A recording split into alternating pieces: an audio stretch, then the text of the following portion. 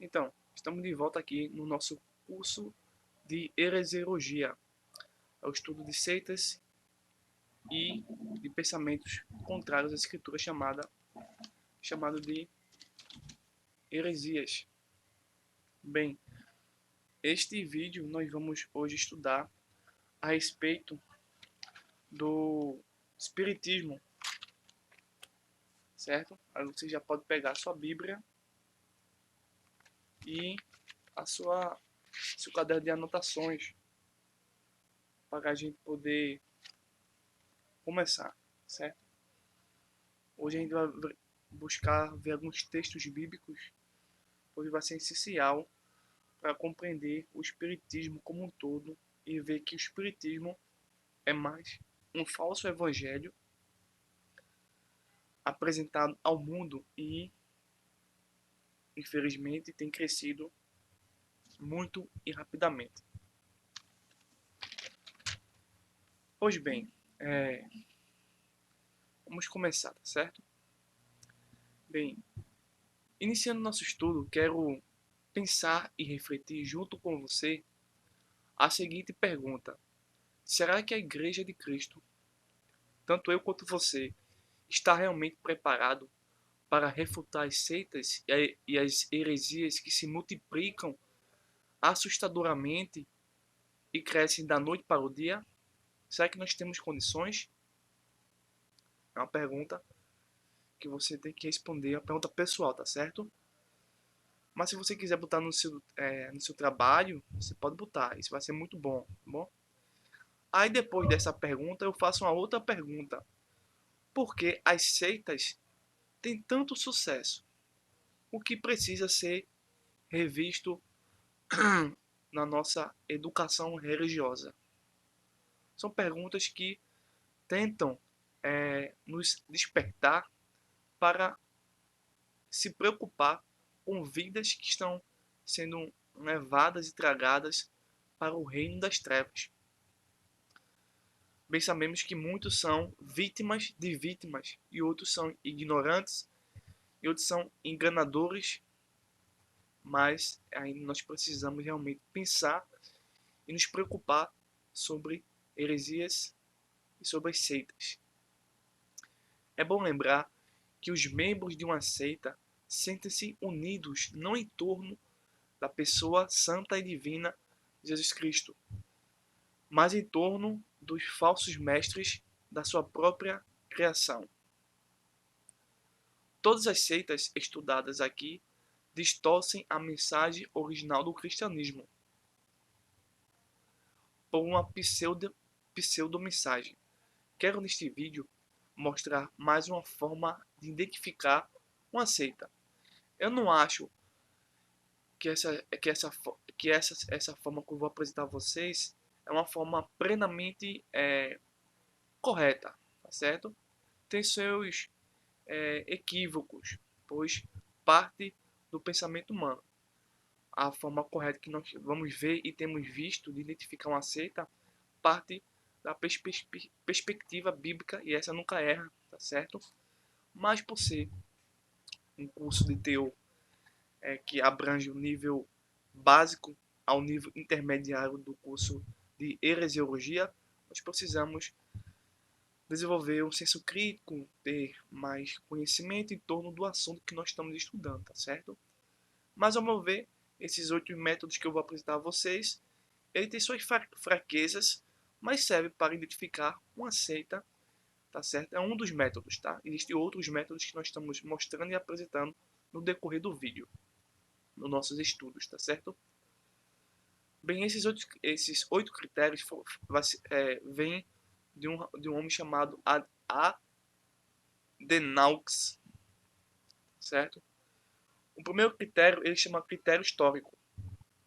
A seita é como um ramo que corta, que se corta de uma árvore. Então a seita ela sai de uma religião tipo original, né? Uma religião original, uma religião que já existia. Então alguém sai dessa religião e cria uma seita, por exemplo. Mas cada caso é um caso, né? O segundo o critério sociológico. Esse eu detesto, tá certo? Mas a heresiologia aborda essa temática. Critério sociológico. Aceita não é para todos, mas para alguns que se comprometem, ou seja, para aqueles que conseguem passar pela reconstrução cognitiva. Então, aceita todas elas, trabalha destruindo o raciocínio humano, reconstruindo o raciocínio humano para apenas pensar no que aceita. Imagina, é que nem o testemunho de Jeová. Deixa ele conversar com você, para você fazer uma pergunta. Aí ele para e pensa para lhe responder, mas ele não está pensando. Ele está lembrando de livros que tem perguntas e respostas baseado na cosmovisão daquela seita. Então ele não está pensando por si próprio, ele está pensando através de Rutherford, através de Charles Russell, através dos líderes originais e criadores das testemunhas de Jeová, e não através da hermenêutica e da exegese. Do mesmo modo, são os terraplanistas. Os terraplanistas não pensam biblicamente, eles pensam através de uma outra perspectiva, por exemplo, é, de um grande propagador dessa doutrina, Afonso. Então, eles pensam através de Afonso, não através dos textos originais, e assim por diante. Tá entendendo o raciocínio aqui? São só exemplos para você entender. O terceiro critério psicológico. Aceita vem remediar necessidades momentâneas e ao mesmo tempo eternas. Quarto critério, o critério jurídico. Todo membro da seita, todo membro da igreja que adere a uma seita perde seus direitos como membro de sua igreja. Critério eclesial. A maioria das seitas não batiza crianças. Esse é meio esquisito, mas... Sexto critério, o critério social.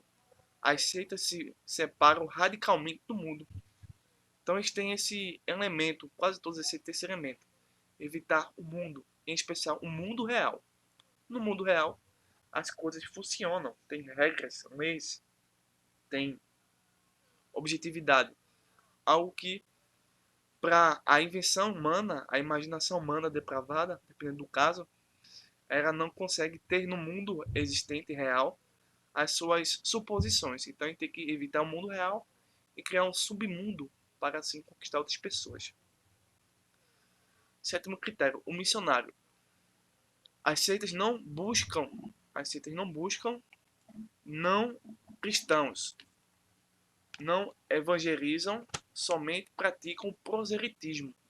Apenas querem seguidores, não querem que as pessoas alcancem a salvação, até porque nas seitas não existe a real salvação semelhante ao que o evangelho apresenta. Tá?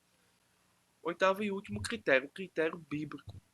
As seitas entendem que somente elas apresentam o verdadeiro significado das escrituras sagradas com auxílio dos seus livros, ou seja, um dos elementos que identificam a seita é que elas andam com a Bíblia, com uma tradução errada ou com uma tradução verdadeira, independente, mas elas têm um apêndice, né? Um manual que vai corrigir a Bíblia. Tá? Aí isso é uma seita. Diferentemente dos estudos bíblicos, por exemplo, das igrejas evangélicas. A Bíblia corrige os estudos bíblicos. Os estudos bíblicos não são inspirados, nem podem corrigir a Bíblia. Tá? É uma diferença. E os estudos bíblicos, por exemplo, nas igrejas evangélicas, segue basicamente a mesma metodologia judaica, como o apóstolo Paulo muitas vezes usava, como por exemplo, já pedi para que traga não só sua capa, mas os livros e os pergaminhos. Ou seja, o apóstolo Paulo tinha livros teológicos que não eram inspirados, mas que serviam como fonte para sua afirmação e para sua teologia, para depois desenvolver através do Espírito Santo a inspiração divina das Escrituras, certo? Bem, O crescimento do espiritismo se dá, em parte, devido ao fascínio que os seus ensinos exercem sobre a mente das pessoas. Quero dizer aqui neste vídeo que o mundo sectário, o mundo das seitas, ou o império das seitas, existe por causa de Satanás. Vou te dar algumas razões para o aparecimento e crescimento das seitas. Vamos consultar muito a Bíblia hoje, tá certo? Vamos pegar aí Apocalipse capítulo 2, versículo 9. Para a gente ver que Satanás tem uma igreja, tá bom? Deixa eu pegar aqui.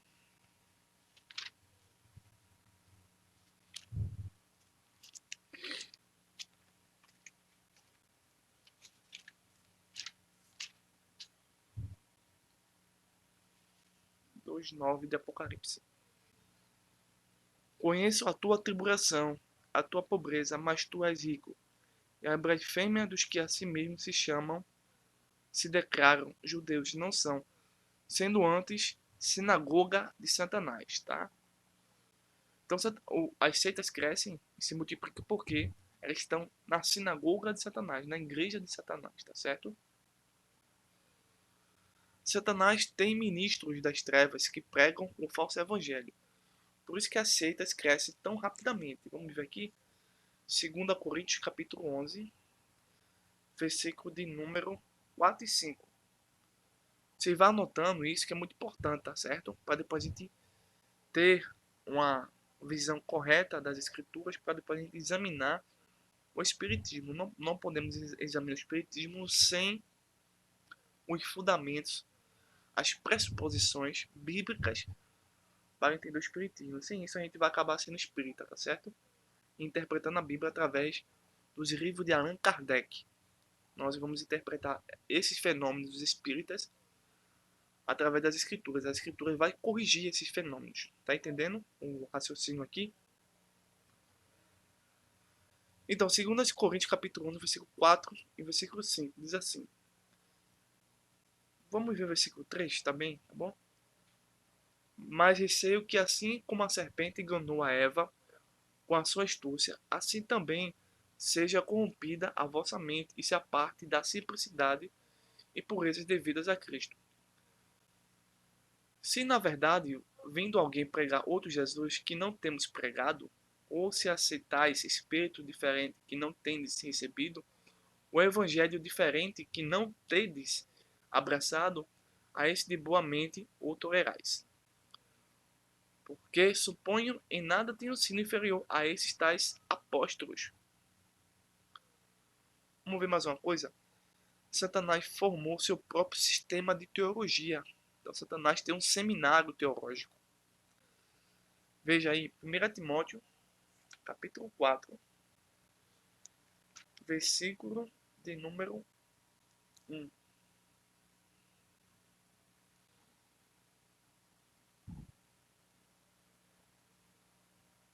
Diz assim: Ora, o Espírito afirma expressamente que nos últimos tempos alguns apostatarão da fé, por obedecerem a espíritos enganadores e a ensinos de demônios.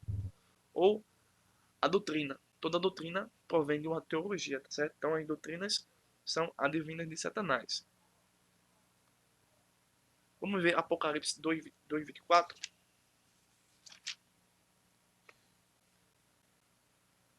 Diz assim: Digo todavia a vós outros, os demais de Tiatira, a tantos quantos não têm essa doutrina, e que não conhecem, como eles dizem, as coisas profundas de Satanás. Outra carga não jogarei sobre vós. Vamos ver aqui também, os ministros de Satanás pregam uma falsificação do evangelho. Esses são os motivos que eu estou lhe dando, porque para mostrar a você como uma seita cresce e por que cresce. Gálatas capítulo 1, versículo 7 e o versículo 8. Vamos ver aqui.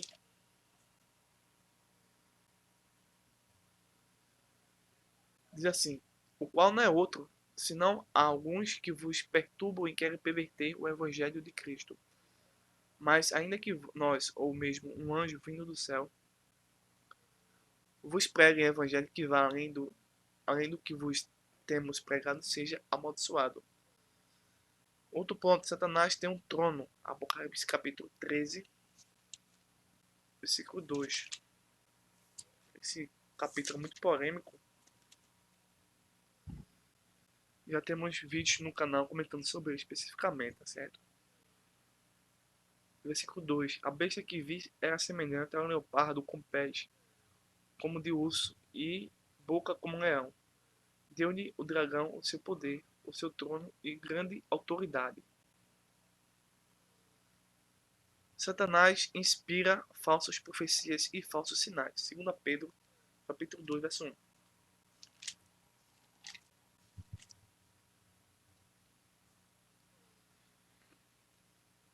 Assim, assim como no meio do povo surgiram falsos profetas, assim também haverá entre vós falsos mestres, os quais introduzirão dissimuladamente heresias destruidoras, até ao ponto de renegarem o soberano Senhor que os resgatou, trazendo sobre si mesmos repetida destruição. Satanás envia falsos mestres. Mateus capítulo 24, verso 11.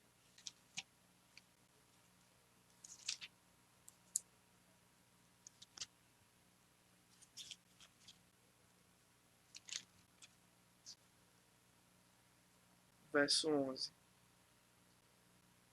Levantar-se muitos falsos profetas e enganarão a muitos. Uma outra coisa. Satanás cria um engano e as meias verdades através de líderes religiosos. 2 Coríntios capítulo 11, versículo 13. Vamos consultar.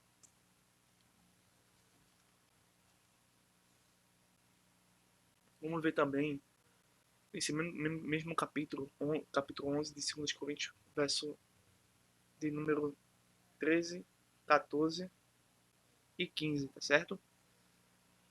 Porque os tais falsos apóstolos, obreiros fraudulentos,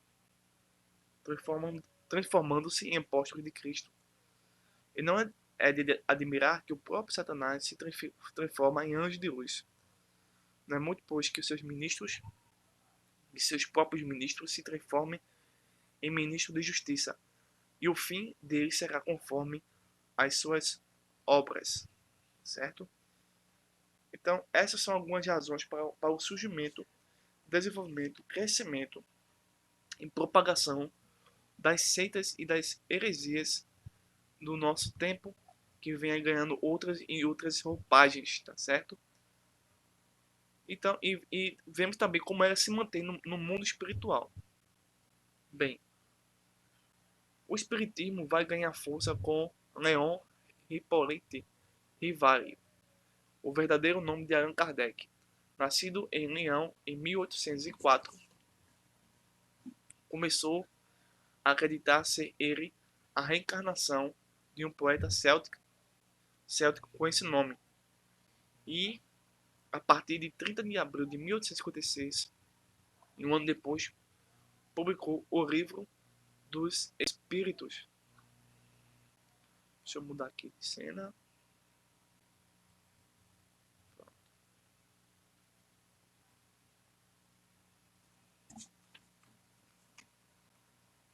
Bem, em 1861 a 1867, publica o Livro dos Médiuns, o Evangelho segundo o Espiritismo, Céu, Inferno e Gênesis. Kardec fundou também a Revista Espírita. O ano de sua morte foi em 1869. Mas o Espiritismo tem subdivisões. Vou aqui apresentar vocês aqui no nosso livro em PDF, um livro base, tá? O Espiritismo tem suas subdivisões, como você pode ver aqui, temos o Espiritismo comum, depois vamos ter, deixa eu só, o Espiritismo científico, o Baixo Espiritismo. No Espiritismo comum você vai ter a quiromancia, você vai ter depois a cartomancia, depois você vai ter a grafologia, a hidromância, a astrologia. No Baixo Espiritismo você vai ter o voodoo, o candomblé, a umbanda, a quimbanda, a macumba. No espiritismo científico, nós vamos ter o ecletismo, que são a subdivisão, o esoterismo. Vamos ter o teosofismo, depois nós vamos ter é, um vídeo específico sobre essa seita, né? Que é a divisão do espiritismo, o teosofismo. Temos também o espiritismo kardecista, tá? Vamos ver aqui, deixa eu me atualizar.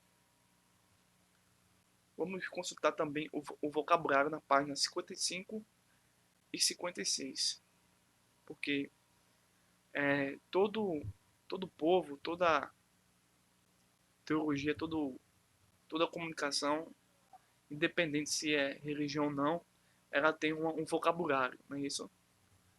Você vê que jovens, adultos, épocas têm um vocabulário específico. Nós precisamos conhecer esse vocabulário para entender o raciocínio dessas pessoas quando estiverem conversando conosco. Deixa eu achar aqui para vocês darem uma olhada. Pronto aqui. O vocabulário espírita. Há palavras de engano. O médium. Então, a primeira palavra que eles têm nesse vocabulário do médium é uma pessoa a que se atribui o poder de se comunicar com espíritos de pessoas mortas. A mediunidade é o fenômeno em que uma pessoa recebe um outro espírito, supostamente, de uma pessoa falecida, sendo que esse espírito recebido passa a dominar a mente do médium, que recebe o controle e o domínio do seu próprio corpo. Clarividência e clareaudiência é um fenômeno segundo os quais uma pessoa pode sentir, observar e ver os espíritos que a rodeiam, servindo de elo de ligação e comunicação entre o mundo visível e o invisível. Temos a levitação, força psíquica gerada por uma ou mais mentes na imposição de mãos, onde um objeto ou uma pessoa pode elevar do solo. É muito praticado na parapsicologia, que é uma falsa ciência. Deixa eu ver uma questão aqui. Tá certo. Que é uma falsa ciência. Telepatia, comunicação por via sensorial entre duas mentes à distância, transmissão de pensamento. Criptestesia é o fenômeno da sensação do oculto, ou seja, o conhecimento de um fato transmitido por um morto, sem conhecimento de nenhum vivo. Temos a premonição, sensação, pressentimento do que vai suceder. Temos a metagnomia, é a resolução de problemas matemáticos, obras artísticas que se produzem em línguas desconhecidas que se decifram. Temos a telecinésia, movimento de objetos, toque de instrumentos musicais, alterações de balanços sem um toque de mãos. Temos também a idioplastia, é a alteração do corpo físico em virtude do pensamento. Então esses são os vocabulários e os significados que os espíritas usam. Vamos voltar aqui.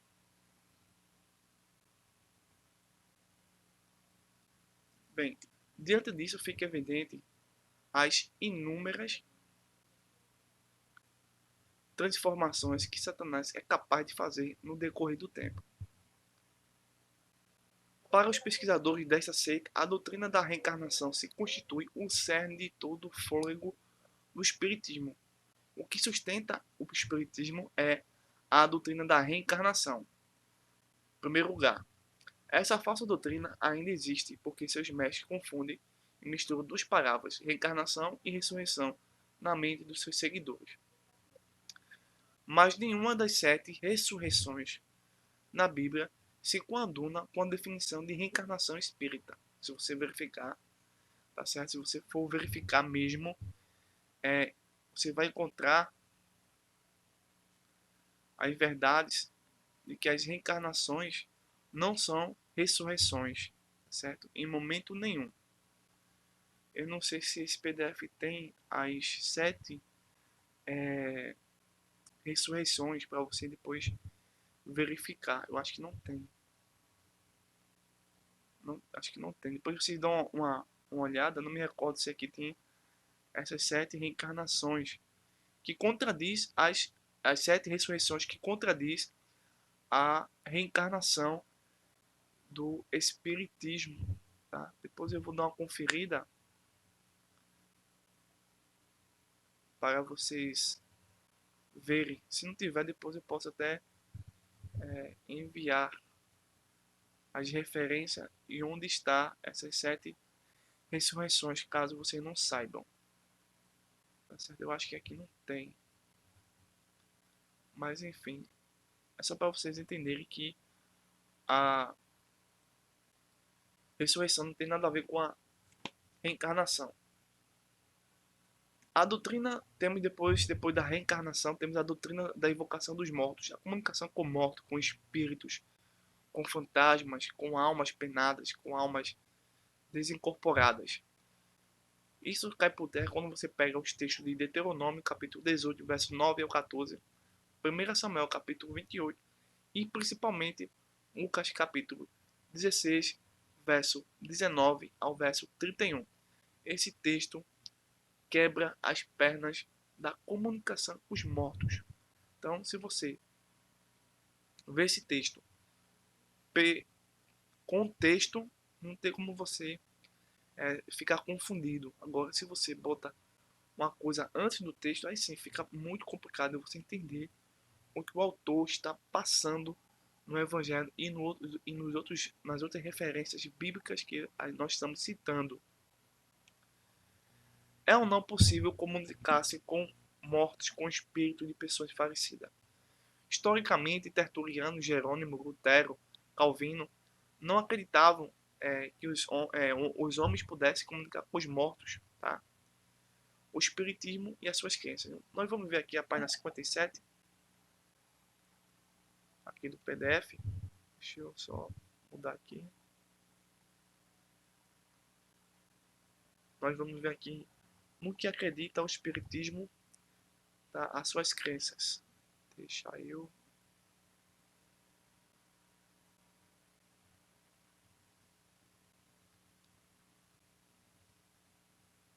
Porque aqui muda, né? O PDF muda as páginas.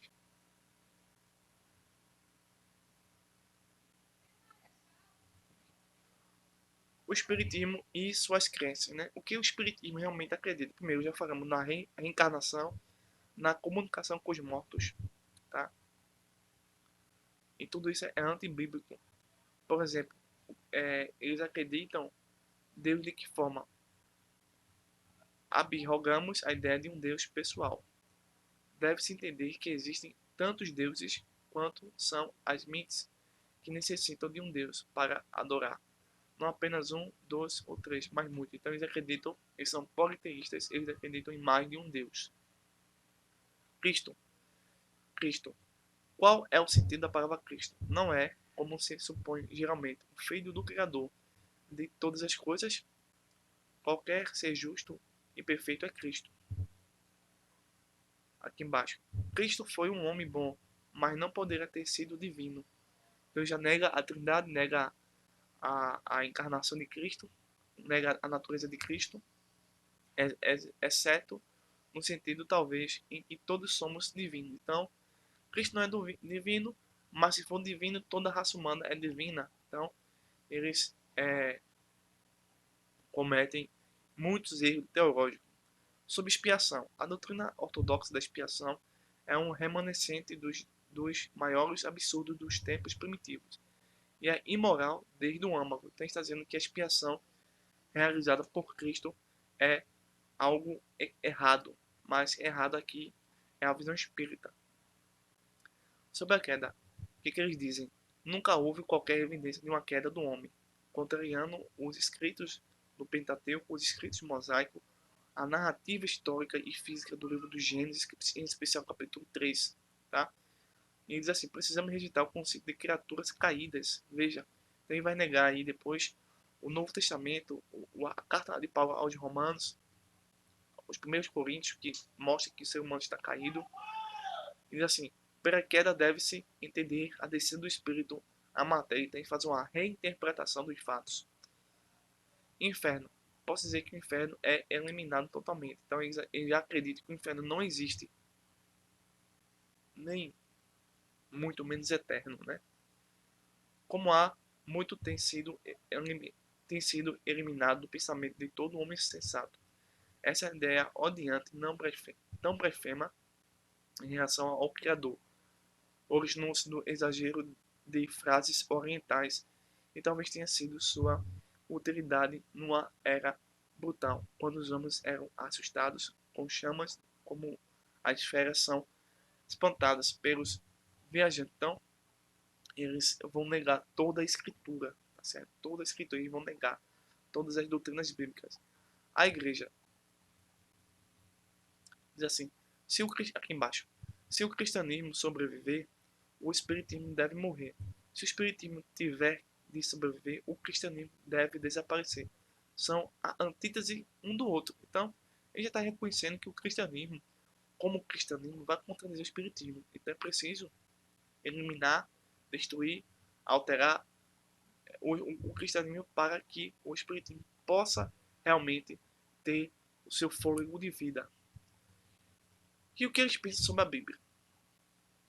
Gostamos, aqui embaixo, gostamos pouco de discutir baseados na Bíblia. Então já não querem conversa com a Bíblia.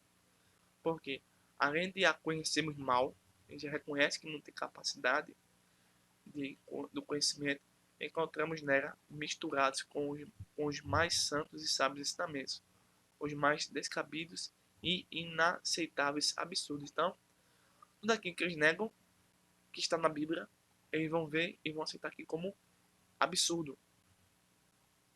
Então, essas são as crenças do espiritismo, para vocês entenderem que eles realmente são aceitas e nós precisamos estudar cada vez mais as escrituras para a gente reconhecer essas notas de R$ 3 que estão sendo vendidas e comercializadas aí no mundo religioso. Eu espero que esse vídeo seja satisfatório, tá certo? E continue conosco no nosso curso de heresiologia, certo? Não deixe de fazer suas atividades, que é um resumo no vídeo estudado, destacando os pontos positivos e negativos, deixando o seu nome, a data que assistiu o vídeo, o nome do curso em formato de PDF para o nosso grupo de WhatsApp do curso Heresiologia para Leigos, tá? Todos podem fazer, em especial o povo evangélico, tá certo? Até o próximo vídeo.